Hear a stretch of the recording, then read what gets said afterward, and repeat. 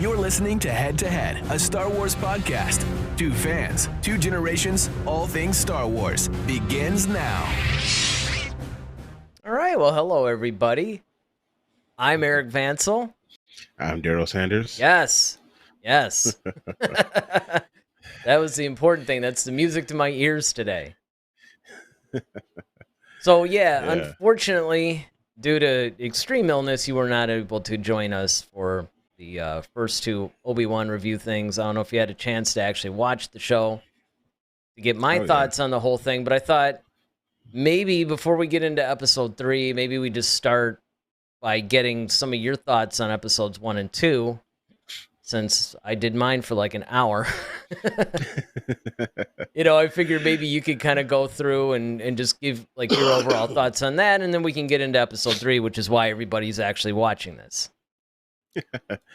Well, hey everybody, I'm back. Still recovering a little bit from the monstrous flu I had, but I'm here. Hey, at least it was just the flu, right? I mean, I know, right? I bet you everybody thought it was probably COVID or something. Yeah, definitely. Yeah, they did all the tests, and it was just ended up being the flu. I know, it's too bad you didn't send me that hospital picture before. I might have actually just put that in the other square. Just make that as the thumbnail. Exactly, that would just be like in the other thing, so I can use the. That's hilarious. Hey, one way or the other, you're doing the show. Exactly, and it's very Star Wars-esque. Looking like I was in the back to tank. Exactly. But yeah, so episodes 1 and 2 of Kenobi. Man, starts off really great. Pretty much as we kind of all predicted.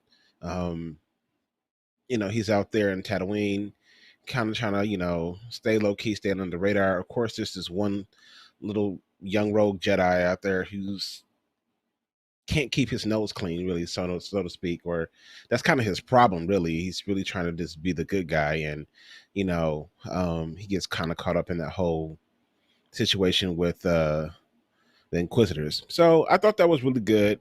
We already knew what their purpose were. Reva out the gate pretty much just let us know like what she's about. She's kind of trying to take the lead of everything.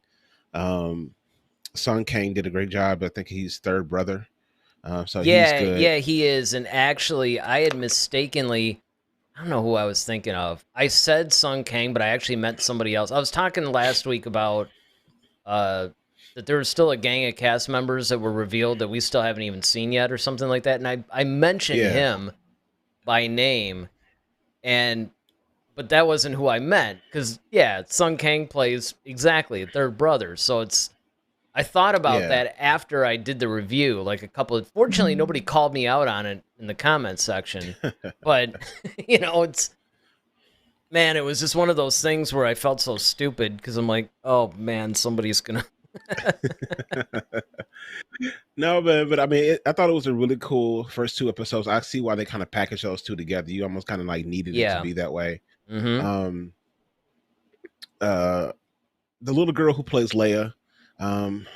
Ronaldo says it's actually fifth brother. Oh, right. It's third. Is it fifth? That's right. Yeah. So it's third sister. Sister, fifth brother. Yeah. But the little young girl who plays Leia, I mean, she's got Leia's mannerisms down, so kind of her tonality. I just feel like, is it too early for her to be that way? I don't think so. I mean, again, for me, and I mean, if you watched last week, everybody knows how I feel about it. But I mean, I think she's actually one of the highlights of the whole show, honestly. I mean, because like you said, unlike some of the other people, she perfectly captures Leia. And the thing that I like about it, it's not so much that it's too early. It's because she's pretty much the way she would be at like 10 years old. She's not controlled yet. She hasn't grown into... She has all these feelings, and I think Ronaldo, you could probably tell me, but I think on the review last week, I mentioned that you could see that Leia's use of the Force, because like Luke's use obviously is his piloting skills, and some of these things that he probably chalked up to intuition. Leia's is more like reading people, cutting through their crap, that kind of thing, like with the cousin and all that stuff, and just being somewhat precocious. I mean, about the only thing that bothered me, if it wasn't her, in some ways, I think Obi-Wan was a little bit too submissive, you know? I mean, it's just kind of like she's running in, and I mean, I get it because he's not really the guy he was, and that's one of the things that some people have pointed out, like, well, Obi-Wan wouldn't do that. I'm like, you're right, he wouldn't in Revenge of the Sith, but, the whole point is that he's not the same guy yet. Yeah, I mean, Leia, I think she reminds me a lot of Omega. That's who she reminds me of. Yeah, I can see that. I can see that. From the Bad Batch, for those who may not know who I'm referring to. Yeah, right. Well, that would be kind of sad, though, if they didn't, right? I mean... Well, I mean, hey, everybody doesn't keep up I know, on that's true. So. That is a good point. And we have often said that our show is the show for the casual fan, and then I'm beating people up for being casual fans. But yeah, I think Leia was cool in some aspects, and then the typical annoying kid thing in others. But overall, though, I mean, the actress who's playing her, they got her to be spot on with it. The only things I didn't like too was like in the first couple episodes, and this was just kind of like, okay, really? It's like she's running from these bounty hunters and through this forest, and they act like they can't catch this 10-year-old girl whose legs are like this big. Yeah, it's just like, okay. And again, the only thing that I could give them a little bit of, and again, it's I wouldn't say it's reaching, but it's definitely trying to be a little bit generous with the plot, is that she knows the terrain better than they would. But yeah. I think that they could have... See, her running through Dayu or whatever that planet is, that makes more sense. The forest thing, it's kind of like, first of all, they tried to sell that by having the Royal Guards themselves. Couldn't even really catch her, right? The bounty hunters, that was something that Campy had pointed out on his show, but of course, ultimately, they did catch her. So it was kind of weird. I didn't really point out that was Flea last time. I forgot to mention that. Oh, yeah. But I mean... But, I understand what you're saying, though. I mean, there were some things that, they could have... They didn't really have to do that to establish, her character. But I did love the moments that she had with Belle, though. Yes. Belle's wife was kind of really trying to like rein her in, and Belle kind of understands, like, look, I get it. You don't really want to be a princess, kind of like, she kind of doesn't feel like an Organa. There's a lot of things that she's struggling with, and Belle is that salve to kind of like cool the situation down. And you could tell she's like a daddy's girl. She really loves being with her dad, and just having that type of relationship is really, really special. So I really do enjoy that part of her character. And then as we move on, we see the relationship with Reva has with the Grand Inquisitor and was it fifth brother? So that's an interesting, power dynamic too. Especially when by the time we get to episode 3, when we start to see like, okay, well, now the Grand Inquisitor is dead, and I like kind of watching the whole growth of Obi-Wan in the sense of between episodes 1 and 2, especially in the second episode, because now he's on Gayu, and he's still trying to be low key about it. The only thing is, once again, I just find it kind of stupid, but why don't they have like a belt for these robes or something that they're always trying to like cinch them up and hold them together? Like, dude, you're trying to hide and you got this lightsaber dangling from your hip, like, and you constantly keep trying to tug at your robe, and like, just go get a belt or something and tie the thing off or something, so at least you don't have to constantly keep worrying about that. It's just one of those little irritating things. Well, it's a plot device thing. Are you talking about the part where he was about to board that transport and you kind of get the glimpse of his lightsaber and then he kind of pulls his robe together again? Well, Or yeah, do you not mean only just the that, but fact like, that he's constantly like holding his? yeah, he's constantly doing that. Where like he's on Gaio, and he's like, when people walking by, he's constantly have to be mindful that, you know, it's not showing or what have you.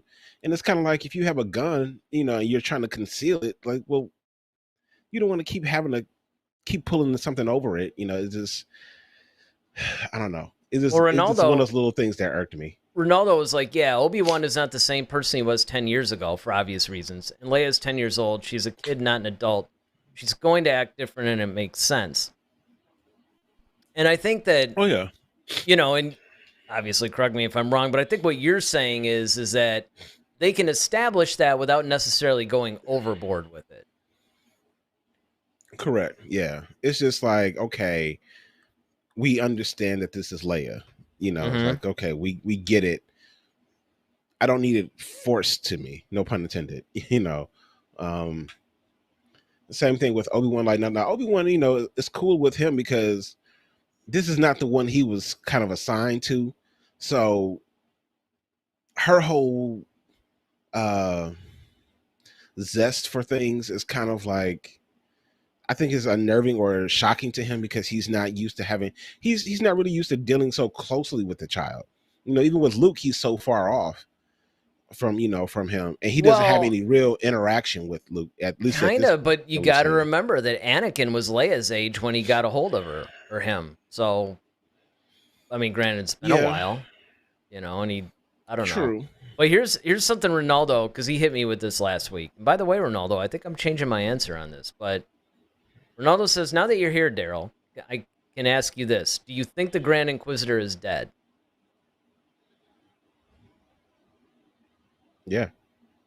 Yeah, and last week I said no, but I'm changing that because, I went back and I didn't actually watch a bunch of Rebels episodes, but I saw some of them and, just like clips. I was just kind of like looking through some stuff just to see some Grand Inquisitor scenes.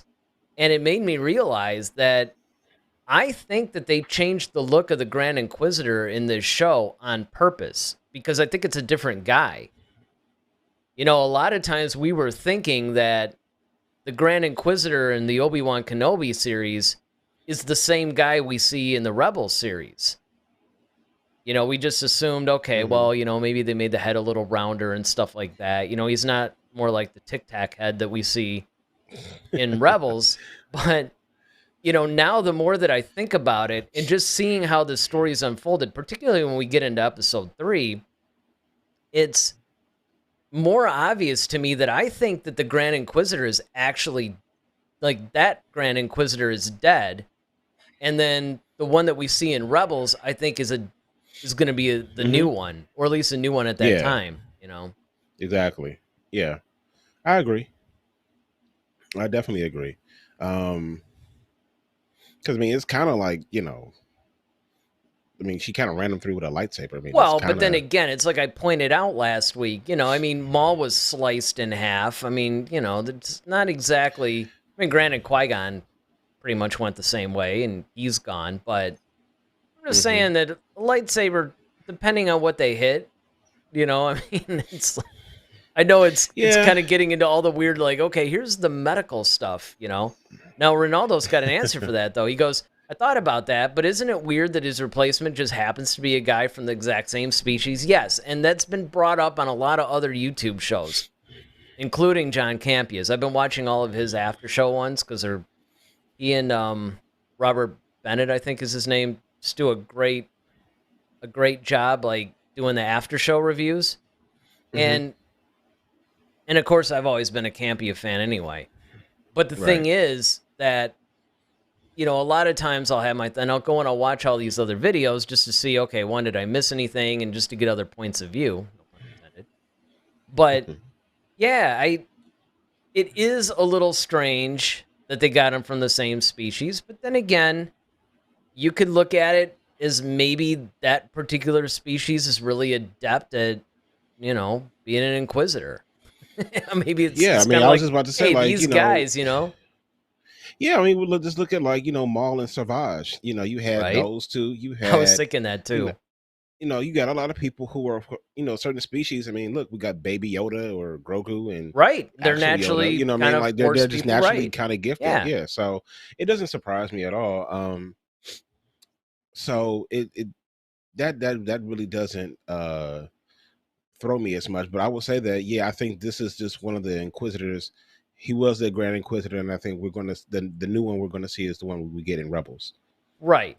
And again, just so people know, if they made it this far in the video, we're not going to be in the habit of like strongly recapping every previous episode, but because I had to do this on my own due to Daryl's illness last week, these review shows, it's like got to get your opinion now out there about these shows. And it happened to be Right. 2 episodes that they released too.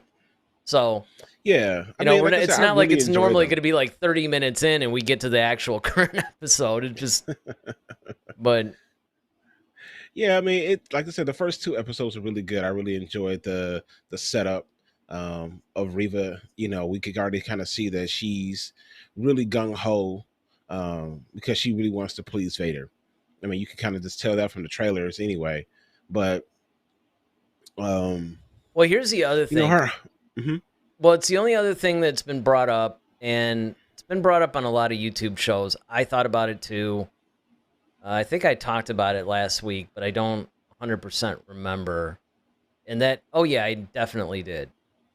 The thought about, most people that know that Vader is Anakin usually end up dead. Mm-hmm. There's only Thrawn knows, Tarkin knows, the Emperor knows. Anybody else that's even found out has been killed. Mm-hmm. The fact that Riva knows is a little strange because she's not even the Grand Inquisitor yet. Mm-hmm. Now, I think that the way they were setting up, which, by the way, I'm going to say this again, and I said it last week, that whole recapping Order 66 at the very beginning of episode 1 was incredible. I love that. Yeah, I love that. like, I forgot to mention that, but yes, I love that. I mean, that was just so good. And I think what they were establishing is that Riva's character was one of the younglings that was in there at the time that all that was happening. And I think I pointed out, if I didn't point it out then, I'll point it out now. And that is that I think that Riva knows because, a lot of Inquisitors came from fallen Jedi, right? It's kind of like they have a choice. Right. It's like, all right, you can be an Inquisitor or you can die. Most people are like, oh, I'll go with option A.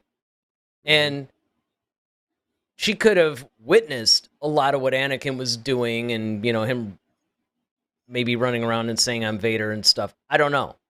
That's about the only explanation that I can give, though, that would actually be plausible, because I don't really see Vader telling her, hey, by the way, I'm really Anakin Skywalker. Mm-hmm. Yeah, I mean, I totally can subscribe to that thought process.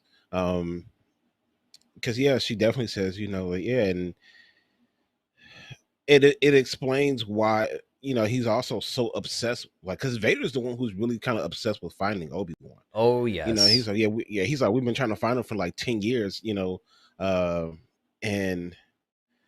Well, it almost seems like it's she's kind of obsessed more than Vader is. I mean, well, she's obsessed because Vader's obsessed and she wants to please Vader. Either that, or she knows that if Obi-Wan's alive, like maybe she resents Obi-Wan for some reason, and she kind of figures, "Ooh, if I dig this guy up and bring him before Vader, that'd be like the ultimate." Yeah, I mean, I just think like her whole purpose is like she wants to ascend into the ranks and she wants to start getting into that Sith realm. I think she's craving that power, no different than anybody else, and well, at the very least, she wants to be Grand Inquisitor. Yeah, at least that, at bare minimum. But so I think that's why she's using that, and she's like, okay, well, if I'm the one who brings it, then I'm deemed more. And Vader sees that as we get into this episode of episode 3. He brings that up, and he's just like, I've been watching you, and I know what it is that you seek. And so Vader already knows, you know what I mean? So it's just now it's just a matter of like, okay, are you gonna accomplish it? You know, and that's why I loved his line when he's just like, you know, if you fail me, you know, you won't live to regret it. You know, and it's just like, okay. Well, and to that end, you know, these two comments, you know, Ronaldo says, I think that this was Reva's best episode. And also, I've never seen Vader being so cruel and evil, and I loved it. Yeah, I mean, I would probably agree, because one of the complaints that I sort of had about Reva up until this point is that although I've liked the character, I kind of thought she was sort of like a one-dimensional, one-note character, basically. Mm-hmm. And this episode, the third episode, you know, which we can now fully, I think, get into, because it does essentially start, you know, you see that conversation between Reva and Vader, which was nice. You know, I have to say right out the gate, too, I mean, I loved all of Vader's lines in this. You know, to me, this is actually better than his Rogue One performance.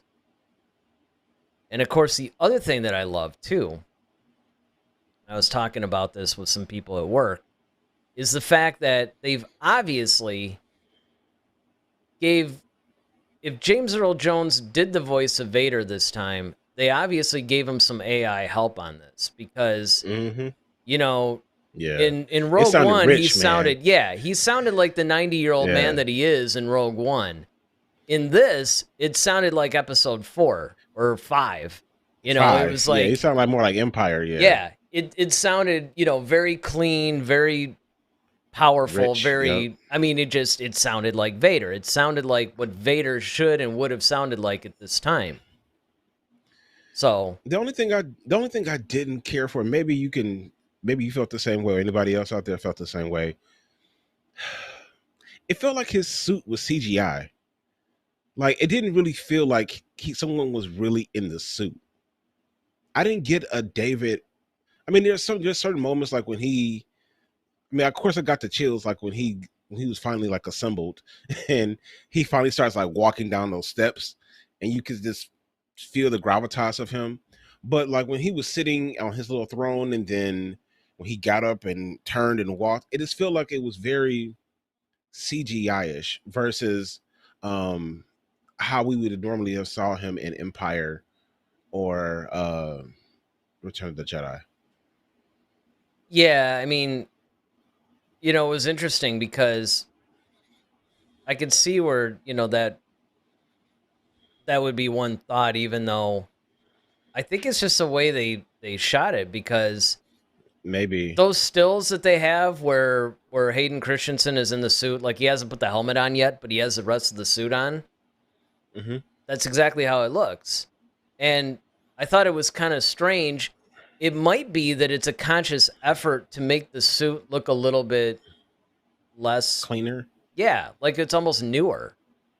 You know, because this is earlier on, and I mean, this is 10 years in, but still, you know, he's not running around doing a bunch of stuff yet. And I think maybe that's what the whole thing was. Maybe that's because, I mean, you know, the episode 3, I think, is probably my favorite. Maybe my second favorite. I still loved episode 1. I mean, episode 1 was just so good and so well done. As far as the episodes? Yeah.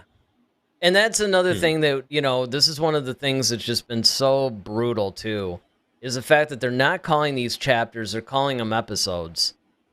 So parts. No, actually, they call them part 1. I don't think so. I think actually,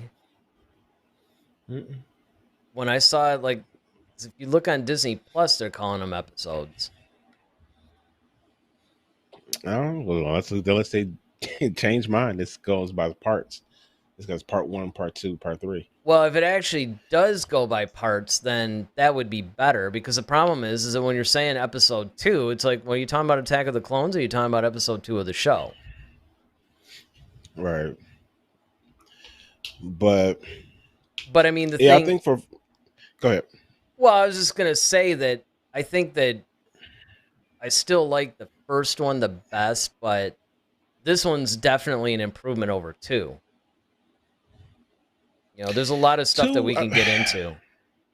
yeah, there's some things like, okay, the whole guy trying to imitate the Force, the little sham Jedi, you know, I mean, it was kind of funny, but at the same time, it was kind of like, okay, really?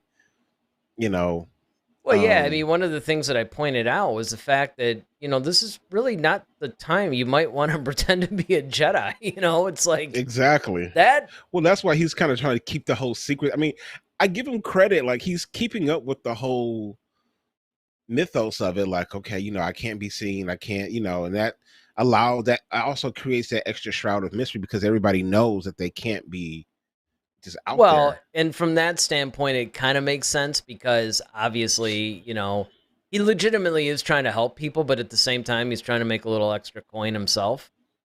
And that's a Yeah. good way to do it because the Jedi are mysterious enough that, you know, he can, I guess, kind of fake that part of it. But you still got to wonder, you know, especially when you've got all these Inquisitors and all these people running around. I'm just saying, you Well, know, that's why there's Reba, like, she saw right through him. Like, yeah, dude, like, I'm not getting any Force thing from you.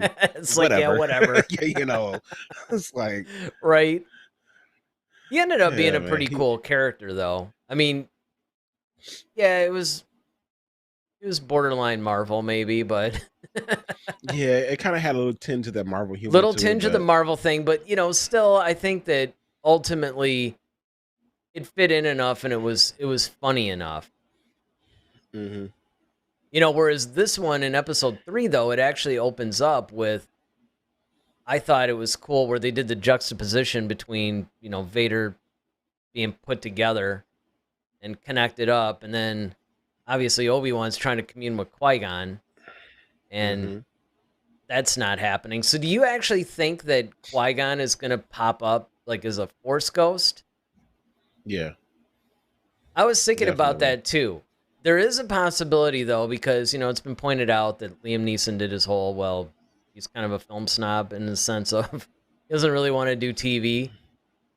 So the only thing that I could see, if he's actually telling the truth, is that he might do voiceover stuff. Like it might be more kind of like how Obi-Wan was when Luke was doing the trench run and he was Mm-hmm. just talking to him, but he didn't actually appear to him.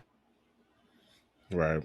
You know, so I thought that that was really cool that they were actually doing this whole juxtaposition between Mm-hmm. Vader, you know, being connected up for the day or whatever, and then Obi-Wan trying to commune with his former master. You know, I thought that that was a Yeah. really cool way of kind of opening things up. And Yeah, definitely.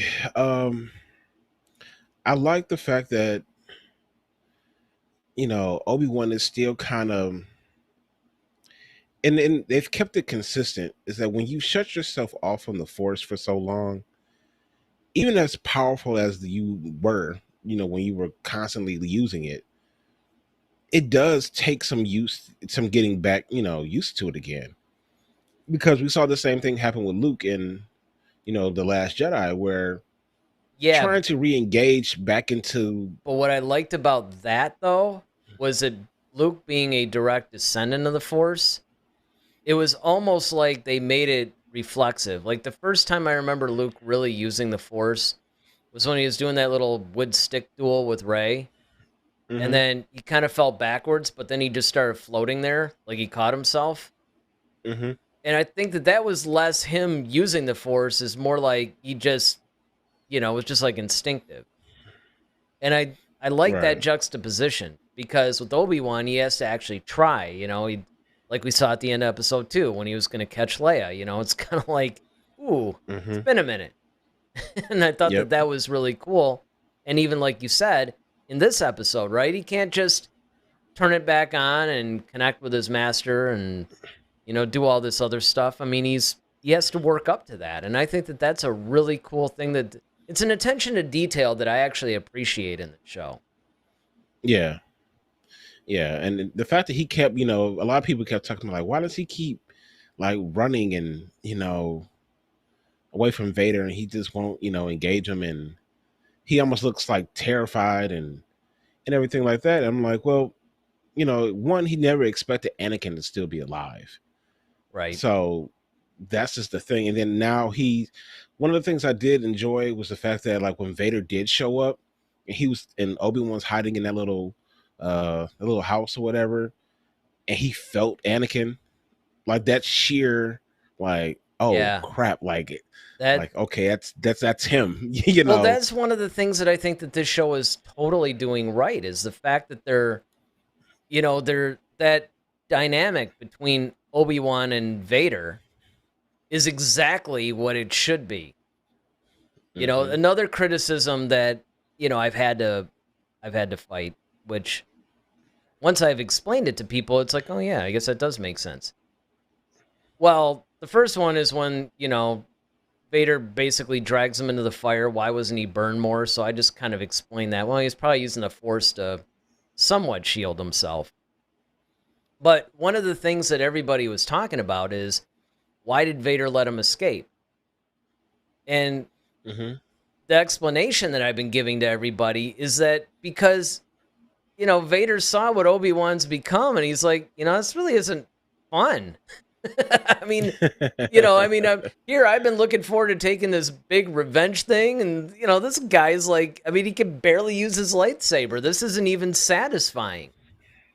Which is why, of course, there's going to be obviously there's going to be an actual duel later. And I think that's when, it's going to be a little bit more. But, well, not just to that, but you also have to look at it from the standpoint of, to Vader, this is also a part of the suffering that he wants to inflict upon Obi-Wan. Sure. It's like, okay, I'm dragging you through this fire, he's already suffering the fact that, like, okay, I lost you, because that's the first thing he's like, what have you become? And that's the first thing he says to him, like, what have you become? He was like, I'm what you made me. And it's just like, that's that dagger into Obi-Wan. It's like, you allowed this to happen to me. You pushed me to this point. So now you have to face this. And well, and I think honestly, what's more hurtful to Obi-Wan than anything. Yeah, because it's a reminder that, oh yeah, I did kind of push you in lava and let you burn and left you to die, and yeah, he's like, you should have killed me when you had the chance. it would have been so funny. It wouldn't have been appropriate, obviously. I wouldn't actually want them to do it, but there's a funny part would have been if Obi-Wan had just said, "Look, man, I told you I had the high ground." Well, actually, you're the one that did the whole little flip thing, just saying. I told you, don't try it. What I wish he would have said, like, I thought you were. See, that would have been funny to me. Just like, you should have killed me when you had a chance. Dude, I thought you were. Like, yeah, well, that's another thing that I thought, you on right? It's like, I didn't actually rock. think, like, look, man, if I thought you were going to survive this, I probably would have gone back down, put the lightsaber through your skull, it's... Or I just pushed you into the lava or something, force push you into the thing, or, how was I supposed to know? Palpatine was going to scoop you up out of this stuff, but... Which is a good point. And that's one of the things, too, is that, and obviously that's the thing that we've been talking about the whole time, right? Is that he thought he was dead all this time. So when he found out that Anakin was alive and that he was actually Vader running around, which also makes sense, because before this show, I was actually speculating that Obi-Wan knew that Anakin was alive because he saw Darth Vader running around, and he had seen that hologram or whatever. Yeah. That that was in the temple where he was basically being knighted. Henceforth, you shall be Darth Vader or whatever. And of course, Yoda even said the line, Anakin, he ceased to be Anakin and he's Vader now, or something like that. I'm paraphrasing, but it was, they basically knew that he was Darth Vader now. Yeah. So all that would have had to happen, right, right. And so all that would have had to happen is, like, if you start watching the Holo News or whatever, and you see Darth Vader, is leading this, thing or whatever, it'd be like, oh, crap. But where I thought that this whole series has been cool so far is the fact that Obi-Wan's been so out of touch with everything that it wasn't like he was getting all the latest news of the galaxy. So he never heard anything about Darth Vader. So to him, it kind of shows that disconnect about the Empire's out there, they're doing their thing, and all these people know about Vader and stuff, but Obi-Wan's out of touch with all that stuff. Now, Yeah, he's not even in the city of on Tatooine. He's way on the outskirts. Right. Now, I would have thought that maybe through Bail Organa, he might have found some of this stuff out. But then, of course, you come to find out that Bail hasn't even contacted him in a long time. So, like, this is where Bail Organa reconnects with him, which, of course, gives us that connection that we get in Rogue One. It's like, oh, why don't you call your Jedi friend or whatever? Well, by the time of Rogue One, Obi-Wan is more the Obi-Wan that we know. Now, in this battle that Obi-Wan had with Vader, once he started the whole fire thing, the fire kind of got extinguished. Was that by Vader or was that by Obi-Wan? Or was that somebody else? That's the part I could never figure out. I mean, it sort of looked to me like it was just like it just burned out. You know, like it was almost like a phosphate. I guess the wind came through. Yeah, or, you know, just like, because I mean, I know what you mean. It was kind of sudden, but it just almost looked like, you know, whatever that stuff was that he said a light just kind of ran its course or whatever. That's why everybody has been saying all this stuff about, you know, he saw like the droid or whatever help Obi-Wan out, and, you know, why did he let him escape? It's not like, you know, I mean, Vader could have gone after him if he wanted to.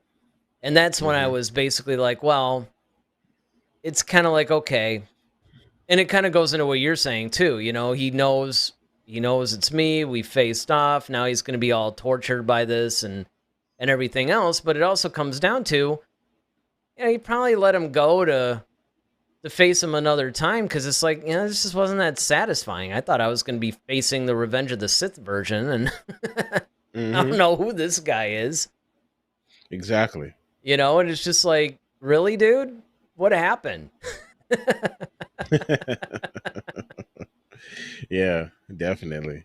I mean, and you can understand that. And I thought that was a really brilliant story move. I mean, a lot of people, you know, once again, this has been dividing the fan base. Maybe not as bad as, I mean, it's not Last Jedi level, but, you know, you do get people that are, you know, this is nailing the lid on the Star Wars coffin type of people, and people that just for whatever reason think that this is yet another Disney ruined Star Wars moment.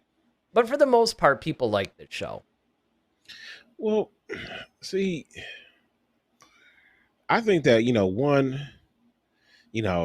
let's just talk about Vader's presence. You know, when he shows up and you see this, like, his shadow, this glide across that stone, you know, you're just like, it gives you the chills. But then when he's actually like walking down and he's like force choking people. Oh, dude, when he broke the neck of that kid, just like, whoa. Like, he just didn't care. Then he started dragging that chick through the ground. Absolutely, like, man. I mean, this is the Vader that everybody wants to see. You know, let me get to some of these chats, because they've been piling up, and Voyager has joined us, and so, like, I mean, man, there's been like so many chats between Voyager and Ronaldo. So we'll start out with Ronaldo. He goes, remember when that stormtrooper was cut in half? Yeah. That scene freaked me out. I was just like, no way. I was actually kind of surprised they showed that, because, again, it wasn't really necessary, but I thought it was really cool, though. And just shows the power of that, I mean, whatever that gate thing was. And that's another thing, too, you know, before, and I promise I'll get to you guys chatting in a sec, but it just brings me up, speaking of that scene, all the Leia Obi-Wan scenes were gold in this episode. I mean, obviously, you know, a lot of people are latching on to, ooh, Obi-Wan has a brother. I wonder when we're going to find out about him and all this other stuff. And as intriguing as that is, I just really liked a lot of these quiet moments where Leia and Obi-Wan are just having these conversations. In fact, I could, if you just had an entire episode of just them walking and talking, I'd be all into it.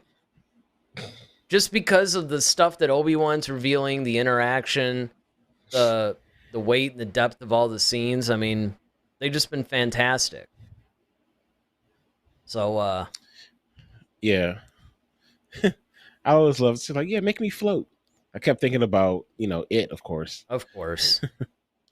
Of course. So Knowles says, I actually felt the opposite. It felt to me like that same practical imposing suit from episode 5 and 6. Okay, so he's talking about the whole CGI-ish suit that you're talking about. He goes on to say, I thought it was going to look the same as it did in Revenge of the Sith. Shiny CGI and newish look. Yeah, I mean, and I think that that's where they struck the balance. That it looks older than it did in Revenge of the Sith, obviously, but not quite as lived in, let's call it that, as we see in, say, episode 4 or 5 or 6. We'll just have to see. We'll just have to see where they go with the suit in the future. I'm really curious to see what happens. Because I do like, and this is one of the things that I had said before that I somewhat predicted, and it actually came out to be true, and it's somewhat of a... I mean, it's not like a big deal, because a lot of people were wondering, well, why bring Hayden Christensen back if you're just going to put him in the suit? I mean, you could put... There's been a lot of people that have played Darth Vader. Everybody assumed, well, there must be flashback scenes, because otherwise, why would you bring him back? And my point was always, the cool thing about putting him in the suit is now you get that connection between Anakin and Vader. And somebody was smart enough to actually put a side-by-side, like screenshot thing or whatever, where they showed Anakin Skywalker walking from like Revenge of the Sith, and then they showed Vader walking down, and it's the same walk because it's the same guy. And it gives you that connection, that we're watching Anakin Skywalker. It makes him feel less like two separate characters. And especially during this time period, because he still kind of has one foot in the Anakin, one foot in Vader kind of thing going. Yeah, and the actual actors themselves, I mean, Hayden Christensen and Ewan McGregor, they actually do have that connection with each other. I mean, so when they duel, when they have like that type of interaction, it's more authentic, it's more real, because it's like it's that familiarity, we've worked with each other before. It's not some brand new person that I have to get to know and learn how to duel with. Like, they spent countless hours on Revenge of the Sith just doing that lightsaber duel. I mean, I remember we were watching the behind the scenes on that, and just seeing how many hours and hours they just put into, coming up with that whole sequence of moves. And so to bring that back again, now with them both being older, it's kind of like everything kind of come full circle again. Yeah, no, and I totally agree. And then, hey, we got Matt K joining us as well, chatting. Hey. So, we're getting there, man. There's been a lot of chats, and we were talking so much, because a lot of these shows, that's what they do, right? They'll talk for like 30 minutes, and then they'll get to all the chats. And I mean, that's not a bad format, but I always like to have us keep it to where, we're discussing everything in real time. So, so let's see. Ronaldo says, I like that when Obi-Wan fought Vader, they didn't make him just magically remember how to fight. And yes, I think that was a really good thing. And honestly, watching that first duel, because we know they're going to duel again. This was not the duel of the century that Kathleen Kennedy was talking about. It makes perfect sense that they have this little setup duel. And I'm starting to think that this is not going to totally negate the episode 4 stuff. Because I remember that was a really big concern that we had going into the show, was like, no, if you have them face off, like, it made sense to have them both in the show, but just never see each other, right? Right. But the more, even just getting into episode 3, and I mean, let's face it, we're halfway through the season now. So it actually makes sense to see them face off this way. And I'm sure this other duel, which of course if you see any of the training sessions that Hayden Christensen's been doing, you can tell that something really cool is coming up. But, we'll just have to see. Okay, so then Ronaldo goes on to say, I think Qui-Gon will 1,000% appear. I'd be in shock if he doesn't appear, at the very least, as a voice. And I agree. I mean, look, they've been setting it up too much. I mean, yeah. Even in that whole flashback thing where they, at the beginning of the first episode, where they recap Order 66 in that brilliant way that they did, they ended that whole thing with, ooh, training I have for you, and it's kind of like, come on, man. They've been, and he's been trying to reach Qui-Gon the whole time. I mean, that would be such a tease that they're just like, nope, just kidding. No Qui-Gon for you. Well, yeah, I mean, you still have to, because how else does Obi-Wan even know how to come back? I mean, you still have to explain, how does he know how to come back? I mean, yeah, you could always say, well, Qui-Gon eventually showed up, but it's like, you can't bring something into a movie and then not explain it. It's kind of like, you kind of have to show how that ends. They could have done that if they had just left it at Revenge of the Sith to A New Hope, and then they just never. But I mean, if you're dealing with the Obi-Wan story, now you gotta tell us. That's what I'm saying. I mean, come on. That's what I'm saying. Like, how do you not? That's a big plot device. And then, so Voyager's first comment is, that screenshot from the fight is so cool. He's talking about our other two shot, where we had the screenshot. Using practical lighting gave it such a cool feel cinematically, or lighting rather.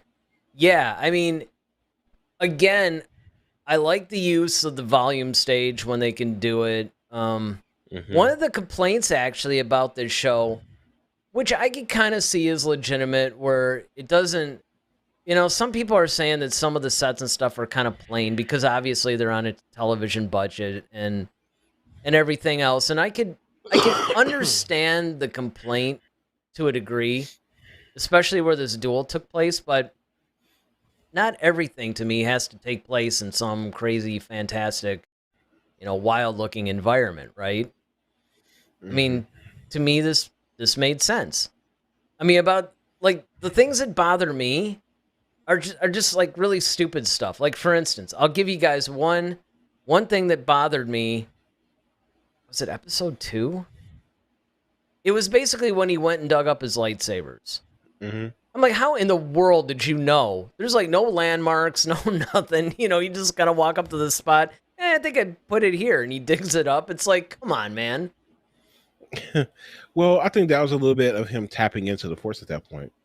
Well, because it would have to be. But then again, did he really tap into the Force? Because wasn't that before the Dayu thing and Leia and all that stuff? Well, yeah, but I think he might have like kind of briefly tapped into it, just because there is that connection with the lightsaber. That's true. In the Force, and so that is true. So,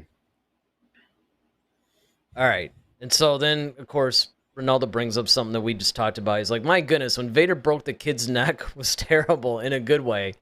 Yeah, that was, and then he goes on to say for, the Obi Wan thing, for Vader's point of view, that must have been a boring fight. And then, of course, on this last round here, Obi Wan was using the lightsaber more like a lamp to see in the dark than a weapon. Yeah, I know, right? Yeah, and it was just kind of, that whole thing was kind of weird too, because it's like, okay, you just run like a couple 100 yards, and then it's like, what are you doing? Well, the thing is, the fact that Vader is like, they made him like Michael Myers, man. Like it was like he automatically like knew where he was and was almost like able to beat him there, and it was just kind of like, okay, he was doing a lot of the. I mean, it gave me a lot of the shades of Empire. Where like Luke was kind of like trying to find his way around and kind of already knew where he was going and was like jumping out at various moments. Yeah, absolutely. I mean, that was one of the things. And again, see, the few things that you can pick on that maybe either don't make sense or just aren't 100% the best decision, they do enough right. and they give you enough things that I think that people want, and really, I think it does work, that you can overlook, I think, more easily the issues that come up. I mean, let's face it. They're on a television budget, and this is only the third series, and they're trying to get their Star Wars television vibe going, right? But I think on the most part, no matter what you want to say about some of the issues that this show may have, and again, I'm not saying that this thing is completely free of any issues or anything like that, but I think that overall, they get way more right than they do wrong. Yeah. And so, even though there's some things in the Vader thing where it's kind of like, would Obi Wan really do this? Would Vader, they get enough right, and it's so satisfying. I mean, the dialogue between Obi Wan and Vader was just so satisfying to me, and it was so exciting. And yeah, to see Vader going in, just dragging people out of homes. See, this is showing us why Vader was so feared around the galaxy. Because as bad as the Inquisitors were, it's like when Vader comes to town, something's up. Well, and even the Inquisitors are like, even the Inquisitors were kind of like standing down and like, all right, they kind of even put their heads down, like, all right, don't even look him in the eye. Yeah, basically. Right. Like, don't pick me, don't pick me, don't pick me. Yeah, exactly.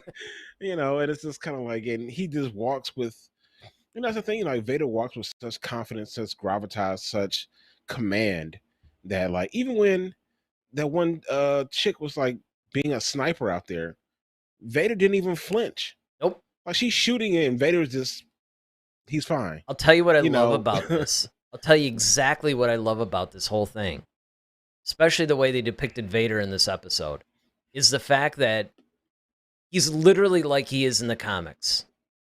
And that's one of the things that I just love so much. For the first time, they're depicting him as that all-powerful Sith Lord like they do in the comics. Because in the comics, he's taking on like these creatures that are like, 100 times his size, or he'll walk into these battles that anybody else would just be completely overwhelmed. And he's just like, I'll be all right. He just, it's almost like he just comes in and he's fearless. Yeah. Which is really weird because Anakin was full of fear and he uses his fear, but I don't know. It's actually just really, really cool. Okay, so Voyager says, also Vader realized Obi-Wan has accomplices, so he probably let him go to see if he would lead him to the other Jedi. That's something I never actually considered. That's a good point. Yeah, they actually made mention of that. It was Fifth Brother who brought it up because he was just like, they're like, well, there's no, he got away, there'll be almost like no way of catching him now or something like that. And it's like, but, they said, find the rest of them, something to that effect.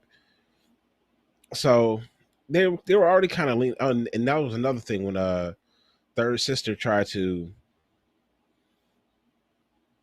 intervene when Vader first showed up, and he kind of stopped her. He's like, no, he said, search around to see if there's others. So they kind of already know that, they kind of figured that there might be some more kind of scattered about. Mm-hmm. And that's kind of our job, is to kind of go get those, leave Obi-Wan to him. Yeah, and I get that. I mean, and it makes sense, again, but you can sort of, I'm just not 100% sure that that's really the explanation that they're really going with, or is that just something that they can rely on later in case people start questioning it? There's some, it's almost like Lucas, even when he made the original trilogy, knowing that it's a fantasy and it's more about the macro than the micro, it's almost like there's these built-in crutches. Well, in case anybody brings this up, I can always fall back on whatever, Right. So Voyager also says the fandom menace needs to Yeah, I agree, man. I mean, I honestly think that at this point, people are being toxic just to be toxic. I mean, what do you want from everything? It's sort of like everybody, and we brought this up too. I think we did a show, I think it a was a while whole ago. show. And it was, I don't remember, it might have been when we were still doing segments or whatever. But I remember one of our main topics was the whole toxic fan base Mm-hmm. and what to do about it, how to prevent it, what can Lucasfilm do. And it's just at the point where I just think that people are just like nothing satisfies them at this point. Well, I think everybody just has a different expectation. Everybody wants to see their version in their head of what it should be. And, you know, it's kind of hard to, unlike um, other things. So, like, for example, you and I are both lovers of the movie Top Gun. Mm-hmm. So, of course, when that movie came out, as far as Maverick, speaking of, like, everybody was like, oh, I don't know, how are you going to top the first one? Or how are you going to, like, should they have just left it alone and blah, blah, blah, blah. But it's just kind of like, and then quite frankly, Maverick ended up surpassing the original. I mean, if you're really honest with yourselves about it, like, yeah, if you leave all the nostalgia behind, it's just a better film.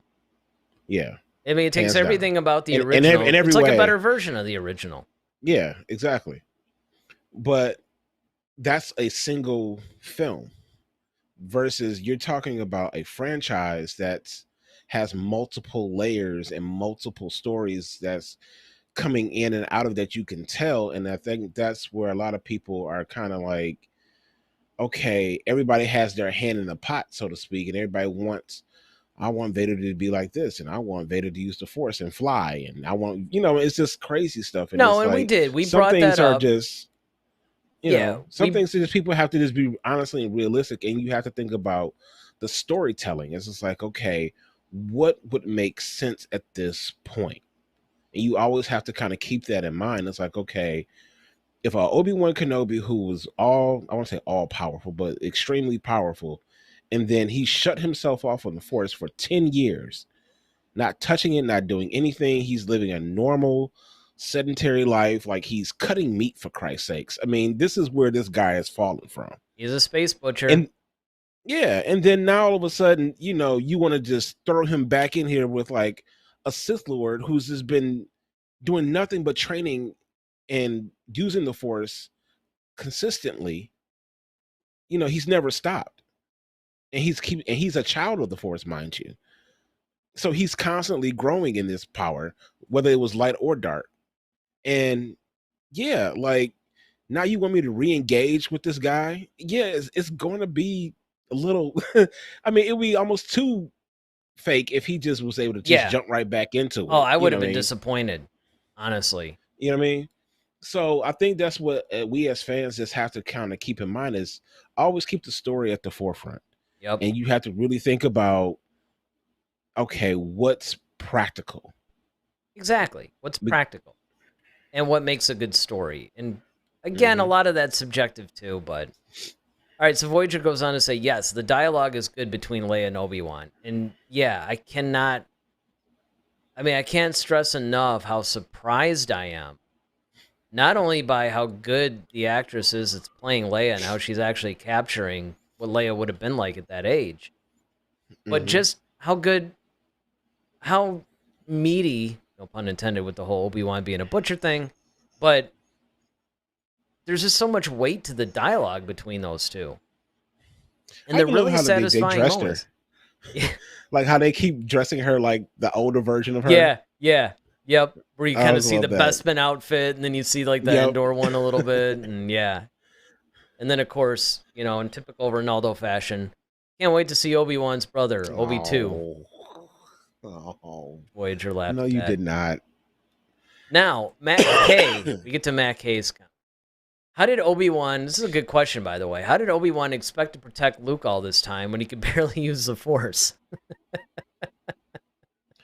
Well, no, I mean, that's a valid question. It really is. The greater question I've always wondered, though, honestly,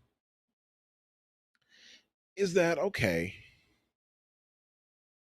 if something were to happen to Luke, here's a couple of things. If you're not using the Force, then it can't warn you that something's happening. Mm-hmm.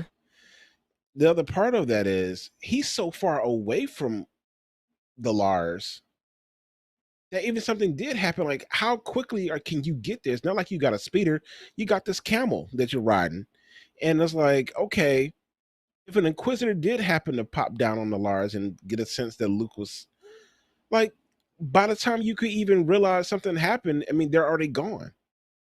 So Yeah, that was one of the big things I've always wondered about that whole aspect. I know, and that's one of those things that, once again, when I said that this thing has problems, and you risk that. I mean, honestly, I'm surprised that we're officially halfway through the season. The 4th episode is coming out in a couple of days. Yep. And it does make you wonder how, he was supposed to protect him. Because you could make the argument, okay, he is actually pretty good with a blaster. I'll give him that. He's definitely improved his... Even hand-to-hand. And hand-to-hand, although it was implied that it was kind of like hurting him, like he almost hadn't done that in a while, too.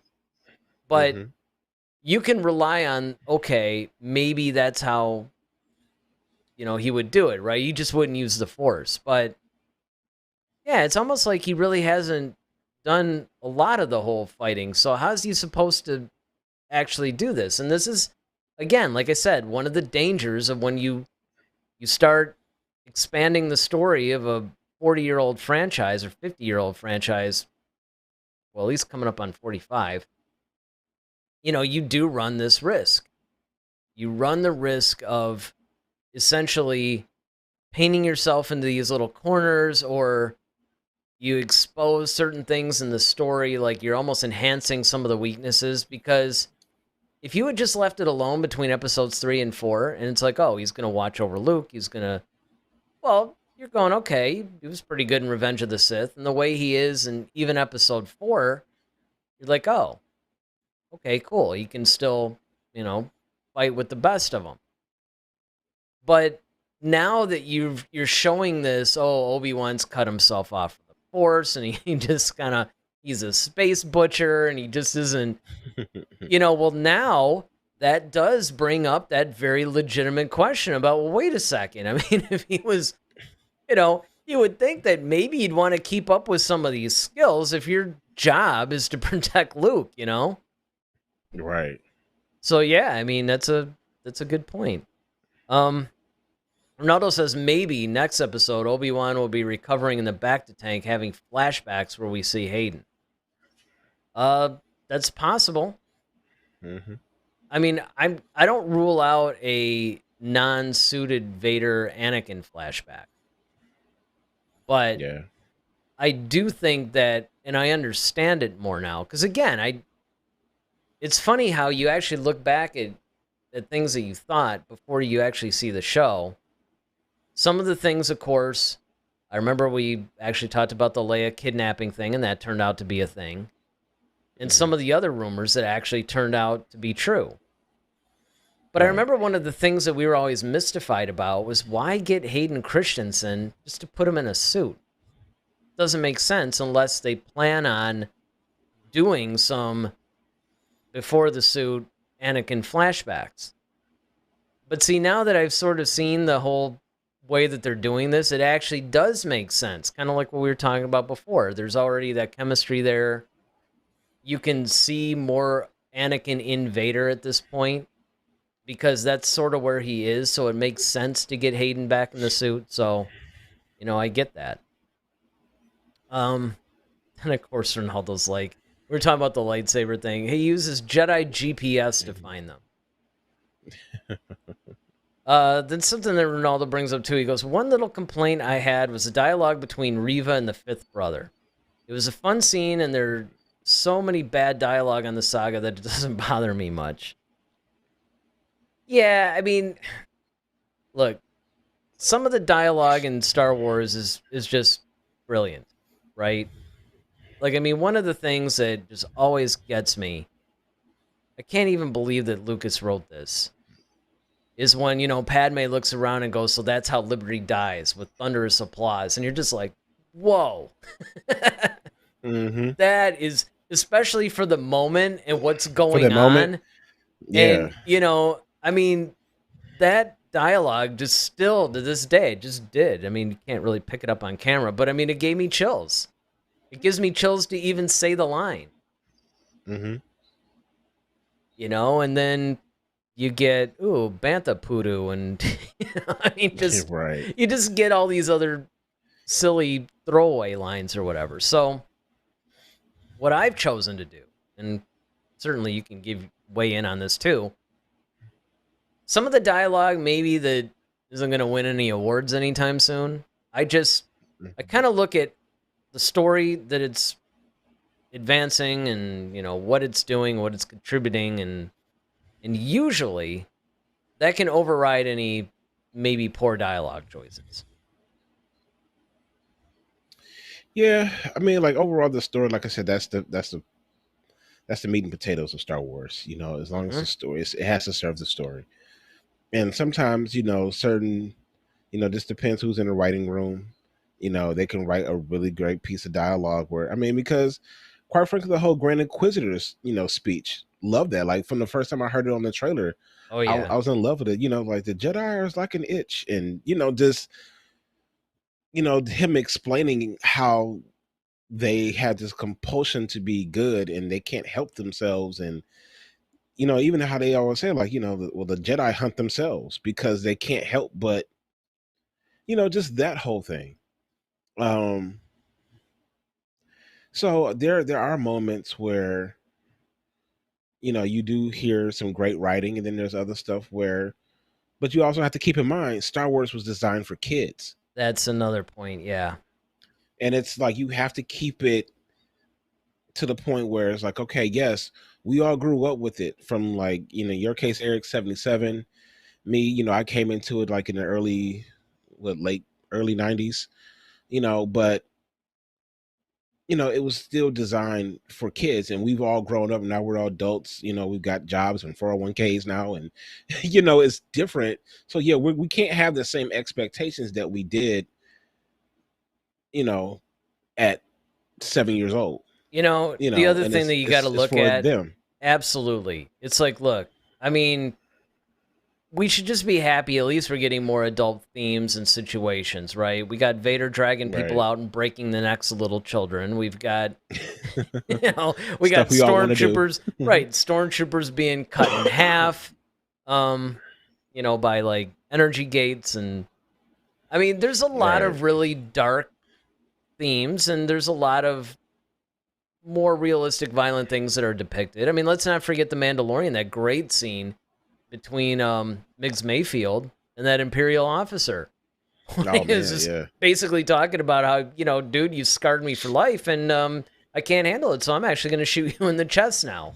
I mean, that whole dialogue was definitely not written for children, So Right. we're getting the more adult themed Star Wars that we've always wanted, because as you pointed out, starting with my generation and beyond, we've grown up. And the biggest challenge that Lucasfilm has right now is they have to figure out how to balance it between satisfying the Star Wars fans who grew up with it, who are now in their 40s, 50s, and 60s, but at the same time appeal to the kids and do all that. Now, of course, George hit the nail on the head when he did the original trilogy, because everybody from like 5 years old to 90, really got something out of that movie.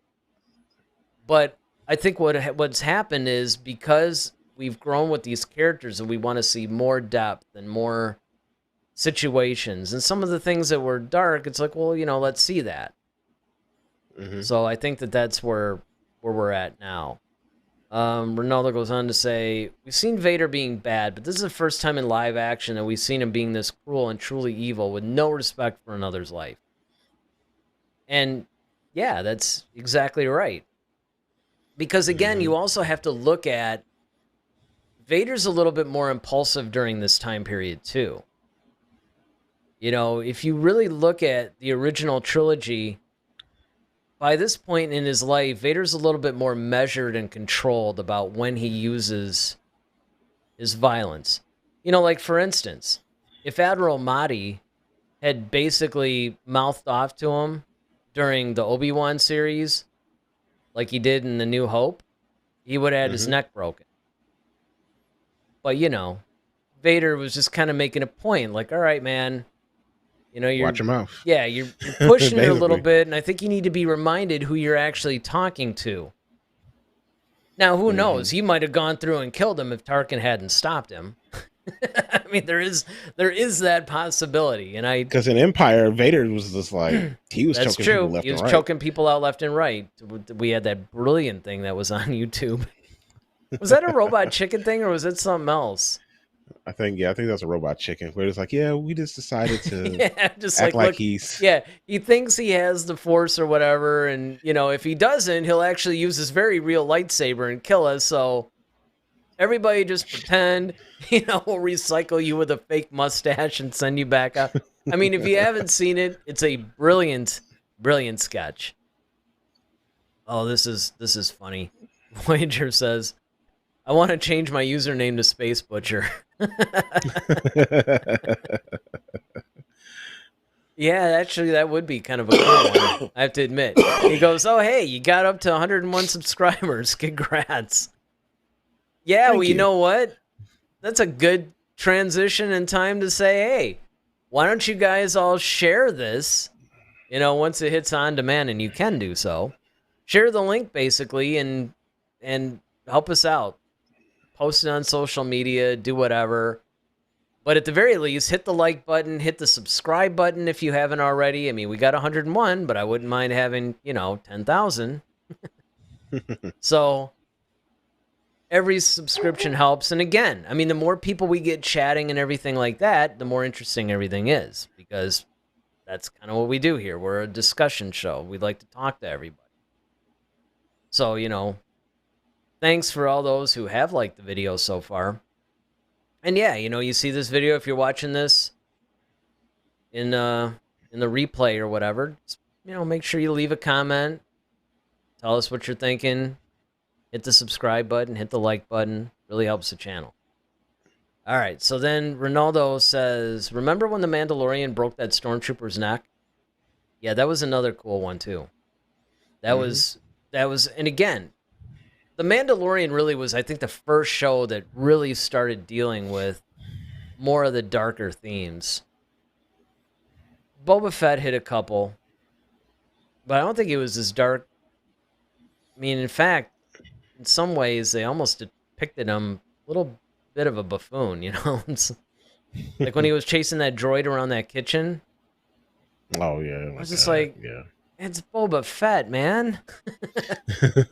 Really? I mean, I get it. Like it's kind of funny. And Fett. Yeah, exactly. It's exactly what I felt like. It's kind of like, oh, yeah, that's right. Disney did buy them. So it's like, okay, whatever. I'm good. But yeah, I mean, overall, I got to say, I mean, there's so many things that I loved about this episode. I mean, so wrapping this up, what do you think? What are your favorite? What did you like? What didn't you like? All the scenes with Vader were awesome. Vader was brought in right moment, right times. He was definitely established. We know what kind of Vader we're dealing with in this time period. I love the stuff between Obi Wan and Leia as well. Those were real nice golden moments. I like the pacing of this episode was good. It wasn't. I don't feel like there was any wasted movement. That's another big thing, and I always want to bring it up about Obi-Wan is that, we don't feel like it doesn't feel like any episode has been a filler so far. Everything has really been like on it from the moment we cut it on. So well, that's because if you think about it, they can't. I mean, you and I pointed that out. Where it's, I mean, really, when you only have 6 episodes, I mean, every episode has to count. But obviously, you're right. I mean, they could have had filler if they wanted to. I mean, they shouldn't, but they could have.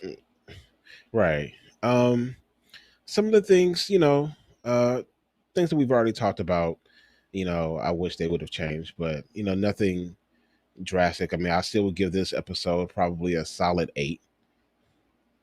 I would give it a solid 8. It definitely kept my attention and get me inspired to see what's going to happen on for the next episode, episode 4, or I'm sorry, part 4, which comes out this Wednesday. So I'm really anxious to see where they're going to take this story now. So I'm ready to see the more development from Reva. I think we're going to get more of her in this next episode.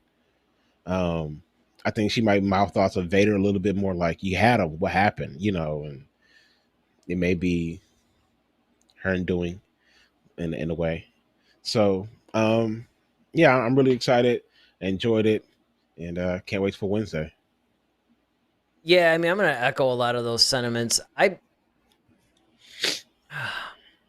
tempted to give it a 9, but I think I'll stick with an 8 because I want to keep everything measured. But it did what the episode should do. Number 1, it entertained. Number 2, it moved the storyline, and that's one of the things that I really appreciate about this particular show.